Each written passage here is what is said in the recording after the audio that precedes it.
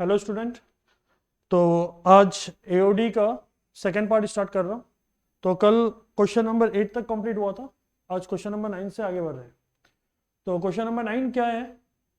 A balloon which always remain spherical has a variable radius. मतलब एक ऐसा balloon है, बैलून को जब हम लोग इन्फ्लेटेड करते हैं तो क्या होता है, स्पेरिकल शेप में बनता है। तो variable radius. Find the rate at which the volume is increases when the radius is कितना 10 सेंटीमीटर। जब 10 सेंटीमीटर होगा तो आपको वॉल्यूम बताना, but with respect to radius आपको डिफरेंशिएट करने बोल रहा है। तो देखो,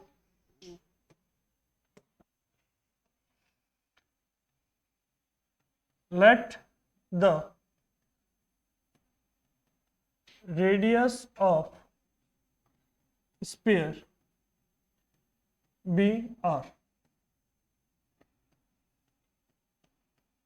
volume comma v equal to, sphere का वॉल्यूम क्या होता है 4/3 पाई आर क्यूब। ठीक है, विद रेस्पेक्ट टू क्या डिफरेंशिएट करना है, d v by d r. 4/3 pi बाहर आ गया, d by d r of r cube.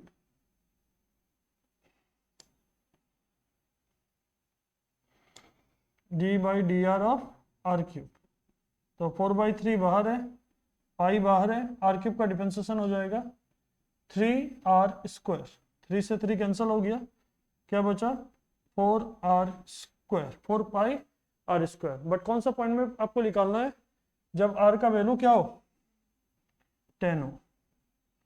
जब r का वैल्यू क्या हो 10 हो, तो ये हो जाएगा 4 पाई 10², that is 400 pi.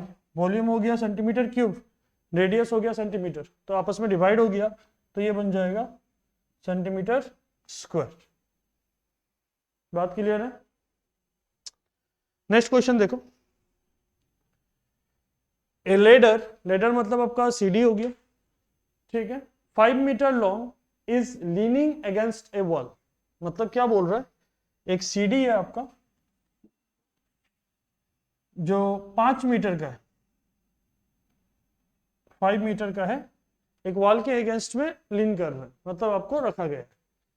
The bottom of the ladder is pull along the ground away from the wall. मतलब बॉटम को दूर की तरफ हटा रहा है, ठीक है, away away from the wall, ठीक है, at the rate of 2 centimetre per second. Obvious बात है, अगर बॉटम को दूर लेके जा रहा है तो बॉटम तो इंक्रीज हो रहा है, तो हाइट क्या होगा, डिक्रीज हो रहा होगा, ठीक है।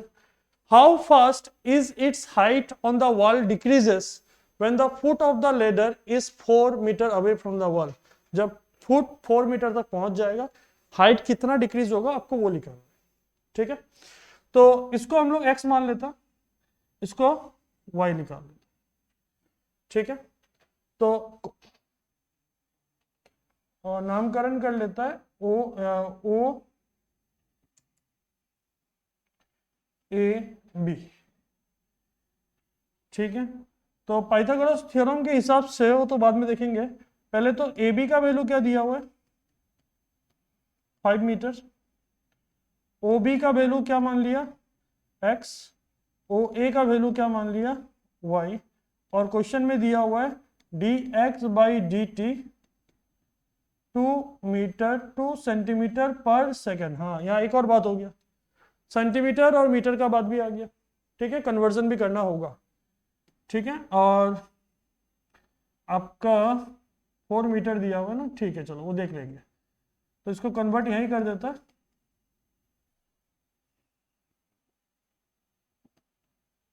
500 सेंटीमीटर।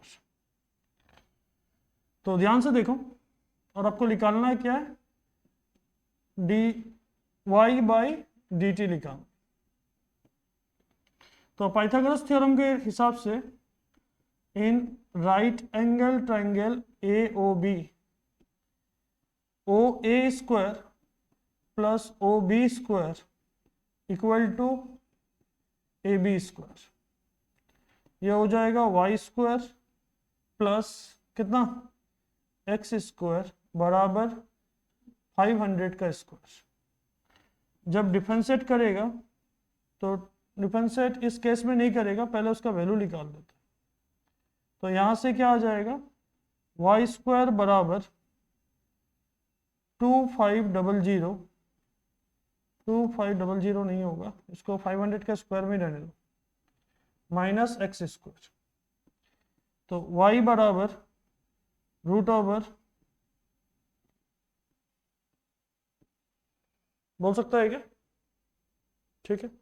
इसको डिफरेंशिएट कर दो, डिफरेंशिएट करने से क्या आएगा, d y by d t.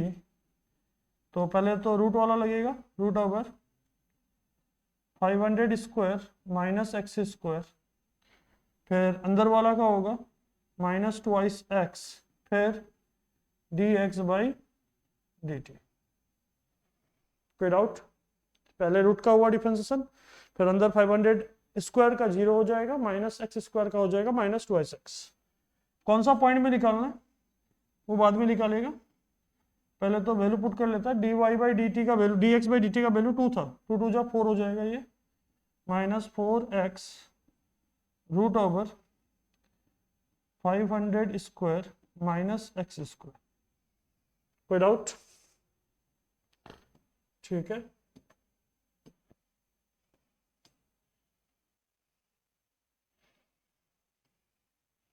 कौन सा पॉइंट में निकालना है, d y by d t at point 4 metre दिया हुआ है, तो x इक्वल टू 400 सेंटीमीटर। तो ऊपर हो जाएगा -4 इंटू 400, नीचे 500 का स्क्वायर माइनस 400 का स्क्वायर। क्लियर है बात। तो 500 का स्क्वायर माइनस 400 का स्क्वायर, ऊपर तो हो गया minus 1600 root over 2500 minus 1640 minus 1600 root over, तो माइनस 1600 डिवाइडेड बाई 3,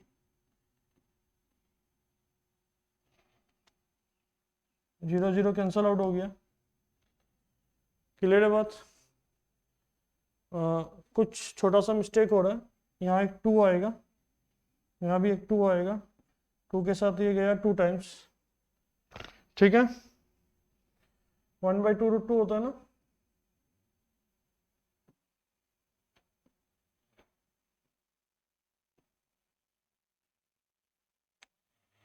तो ऊपर बचेगा -2 इंटू 400, इधर बचेगा 800, इधर आ जाएगा -800 बाई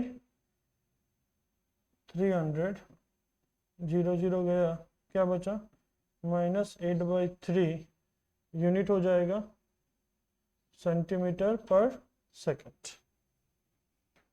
बस समझ आया, क्योंकि d by d x of root over x 1/2 root x होता था, ठीक है।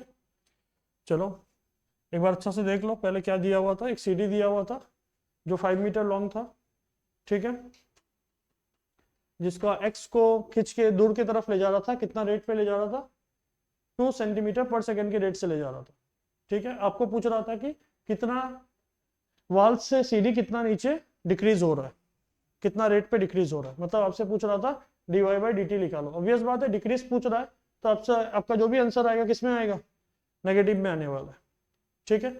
तो in right angle triangle AOB ले लिया, पाइथागोरस थ्योरम लगाया, x square plus y square equal to कितना, 500 को 5 मीटर को सेंटीमीटर में कन्वर्ट कर दिया, 500 सेंटीमीटर हो गया, उसका स्क्वायर निकाला। यहाँ से हम लोग वाई स्क्वायर का वैल्यू निकाल लिया, फिर d y by d t निकाल लिया।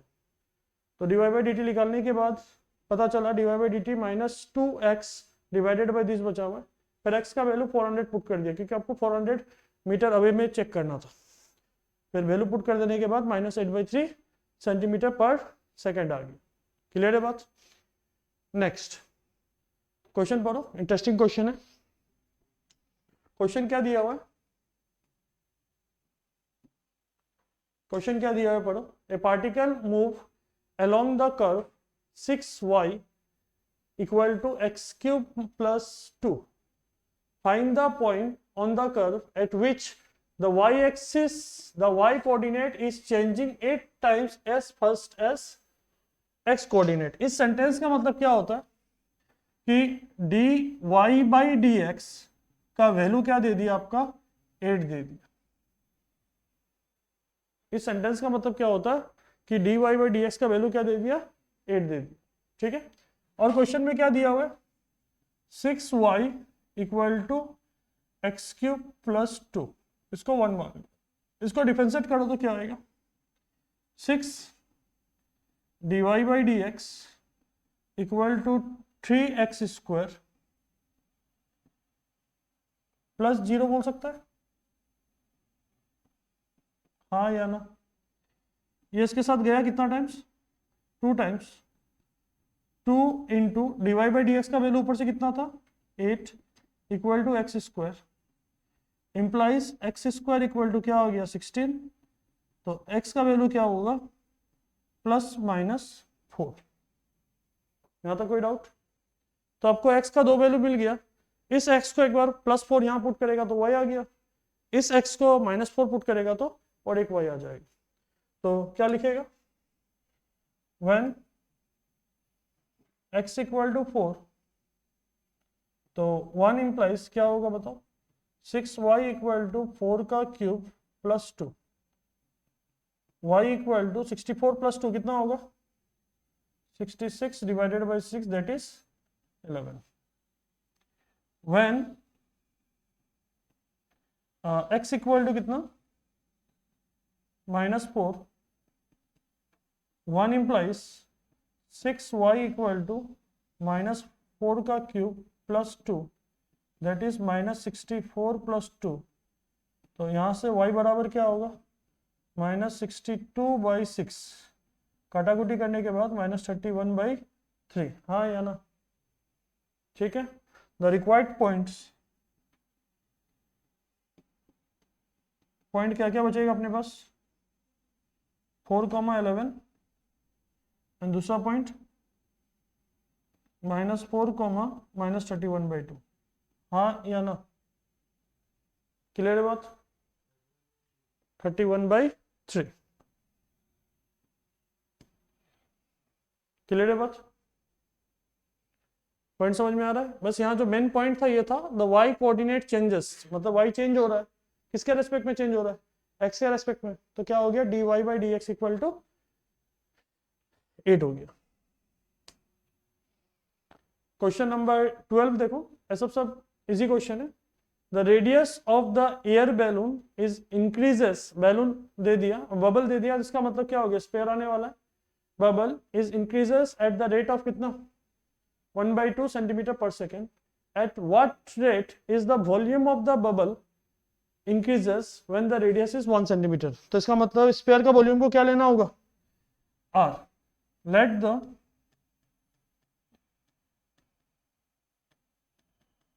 radius of sphere be r,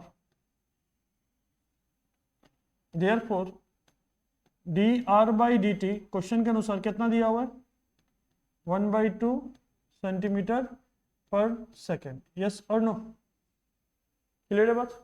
ठीक है, तो वॉल्यूम क्या होता है, वॉल्यूम ऑफ स्फीयर क्या होगा 4/3 pi r cube, with respect to time differentiate कर रहा है तो d v by d t constant बाहर आ गया, आर क्यूब का differentiation with respect to t ये बनेगा 3r स्क्वायर, साथ में क्या d r by d t, 3 के साथ 3 चला गया, क्लियर है बात। D r by d t का वैल्यू ऊपर से कितना दिया हुआ है गिवन 1/2 दिया हुआ है, 4 पाई आर स्क्वायर इंटू 1/2 और रीजन क्या होगा फ्रॉम 1, तो ये इसके साथ गया 2 टाइम्स, क्या बचा 2 पाई आर स्क्वायर बचा।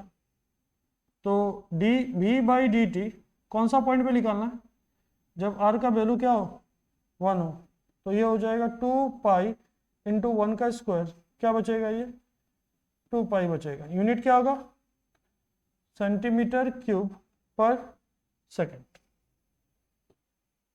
बात समझ आ रहा है? ठीक है, नेक्स्ट देखो,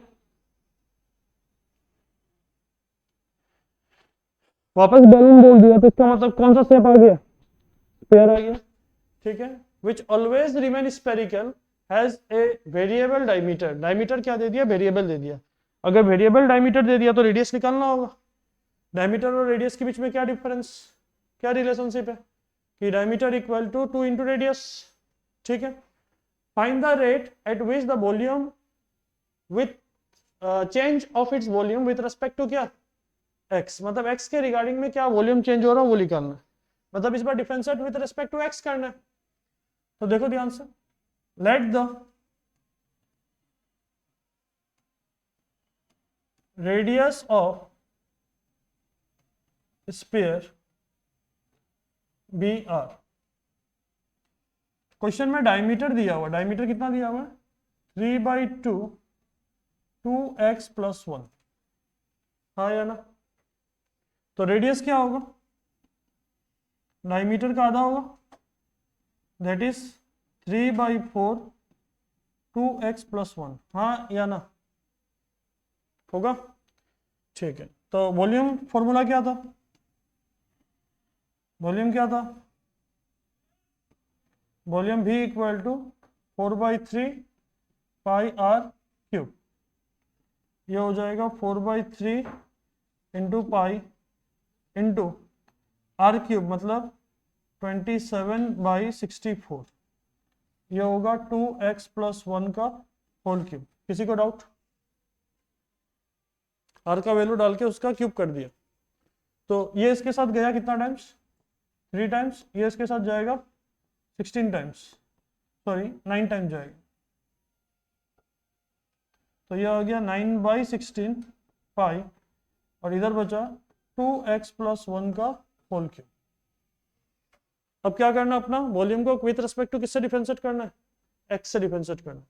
तो कर दो, सिंपल डिफरेंशिएशन है, dv/dx। जो भी कांस्टेंट टर्म था उसको बाहर निकाल दो। कांस्टेंट टर्म क्या था? 9π/16 इंटू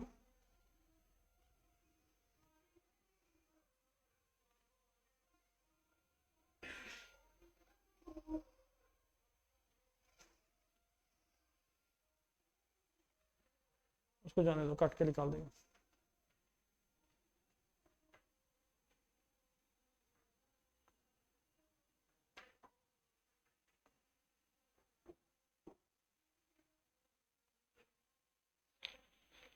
ठीक है, 9π/16 कॉमन निकल गया।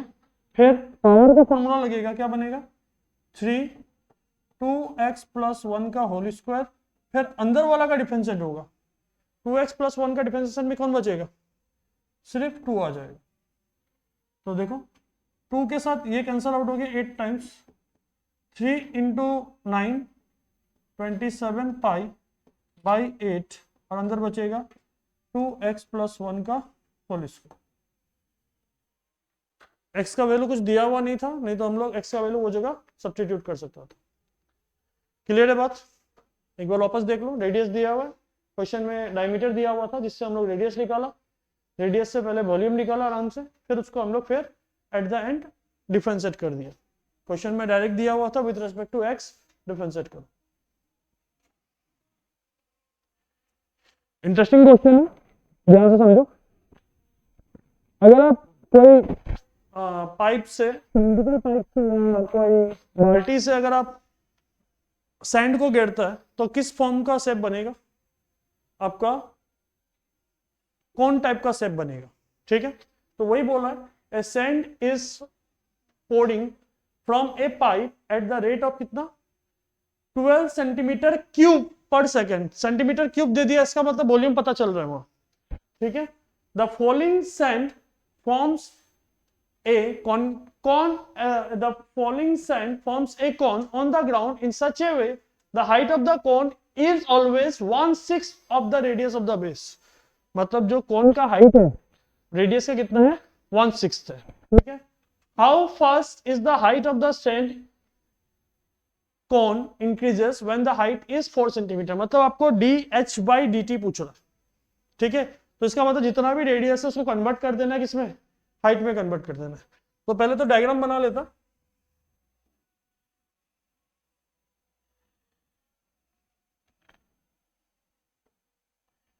ये हाइट हो गया और ये रेडियस हो गया। Let the radius of cone be r and height of cone be h। कोई डाउट? रेडियस को r मान लिया और हाइट को क्या मान लिया, कौन का, h मान लिया। अभी क्वेश्चन के अनुसार देखो, height of the cone is always 1/6 of the radius of the board. Height of the cone, according to the question, height of the cone is 1/6 of the radius of the cone. बोल सकता है क्या? तो यहां से r का value क्या आ जाएगा, r इक्वल टू 6h, इसका काम आने वाला, ठीक है यहां तक। अब क्वेश्चन में वॉल्यूम दिया हुआ है, dv/dt दिया हुआ है, कितना दिया हुआ है,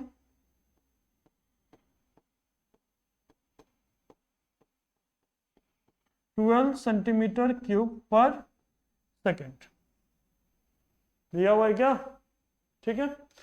तो वॉल्यूम ऑफ कौन क्या होता, d/dt, वॉल्यूम ऑफ कौन को पहले लिख लो 1/3 पाई r² h इक्वल टू कितना, 12। जो कांस्टेंट था उसको एक बार बाहर निकाल लिया, या नहीं निकाल रहा, एक बार वहीं रहने देता, ये हो गया 1/3 पाई। हमको जो भी आंसर चाहिए h में चाहिए, तो r को कन्वर्ट कर देगा h में, तो r² का मतलब क्या होगा, 6 का square 36, h² into h equal to कितना, 12। ये गया इसके साथ कितना टाइम्स, 12 टाइम्स। अब आप बताओ हमको, जस्ट ब्रैकेट के अंदर कांस्टेंट टर्म कौन सा दिखाई दे रहा है, 12 पाई दिखाई दे रहा है क्या। तो इस 12 पाई को एक बार बाहर निकाल देता और डिफरेंशिएट करेगा किसको, h² into h, that is कितना, h³ इक्वल टू कितना, 12। 12 और 12 कैंसिल, कोई डाउट, ठीक है। तो यहां से क्या बचा, पाई इंटू 3h² dh/dt जो निकालना है आपको, इक्वल टू कितना, 1। कोई डाउट? तो यहां से dh/dt क्या आएगा, 1/3 पाई h², और h का वैल्यू क्या पुट कर देना, आपको 4 पुट कर देना। तो यहां से dh/dt at h equal to 4 put कर देना, तो ये हो जाएगा 1/4 का स्क्वायर 3 पाई इंटू 4 का स्क्वायर, 4 का स्क्वायर कितना होता है, 16, 16 3 जा 48 पाई सेंटीमीटर पर सेकेंड। h है तो सेंटीमीटर आएगा पर सेकेंड। क्लियर है बात? ठीक है, देख लो ध्यान से, इंटरेस्टिंग क्वेश्चन है। ठीक है, तो आप लोग का होमवर्क रहेगा एक्सरसाइज 11A। ठीक है, ये लास्ट क्वेश्चन है इसका, और इसी के रिलेटेड आपका नेक्स्ट क्वेश्चन होगा रेवेन्यू के ऊपर। अभी हम लोग मार्जिनल कॉस्ट के ऊपर क्वेश्चन देख लेते हैं। क्वेश्चन क्या है, सबसे पहले मार्जिनल कॉस्ट होता क्या है, the change of the ratio of change of total cost with respect to total production. कितना प्रोडक्शन के थ्रू, कितना चेंज ऑफ प्रोडक्शन के थ्रू टोटल चेंज कितना कॉस्ट पे आ रहा है, हम लोग को वो निकालना है। तो यहाँ मार्जिनल कॉस्ट का सिंपल वे में पूछा जाए तो marginal cost equal to d/dt of c, मतलब cx का जो भी वैल्यू था उसको विथ रेस्पेक्ट टू x क्या करो, डिफरेंशिएट कर दो। तो चलो, सॉरी d/dx होगा, ये यूनिट पूछा था, d/dx ऑफ cx का वैल्यू क्या दिया हुआ, 0.007 x³ minus 0.007 003 x square plus 15x plus 400। तो उसको डिफरेंशिएट किया तो 3 बाहर आ जाएगा, 0.021 एक्स स्क्वायर माइनस, इसको डिफरेंशिएट किया 0.006 एक्स प्लस कितना बचेगा 15। अब MC कौन सा पॉइंट में निकालना है आपका, जब x का वैल्यू 17 है, ठीक है, या यहीं लिख देता है MC at x equal to कितना 17, 0.021 इंटू 17 का स्क्वायर माइनस 0.006 इंटू 17 प्लस कितना 15, 0.021 इंटू 289 माइनस 0. ये हो जाएगा 24102 प्लस कितना 15, ठीक है। इसको मल्टीप्लाई कर लो, जो वैल्यू आएगा वही आपका क्या होगा, मार्जिनल कॉस्ट हो जाएगा। क्लियर है बात। इसी के बाद आपको जो नेक्स्ट क्वेश्चन मिलेगा एनसीईआरटी का नंबर 16, वहां पर आपको रेवेन्यू कॉस्ट मिलेगा। रेवेन्यू कॉस्ट क्या हो जाएगा, विथ रेस्पेक्ट टू एक्स वापस डिफरेंशिएट कर देना टोटल प्रोडक्शन को, तो आपको रेवेन्यू कॉस्ट मिल जाएगा। ठीक है, थैंक यू।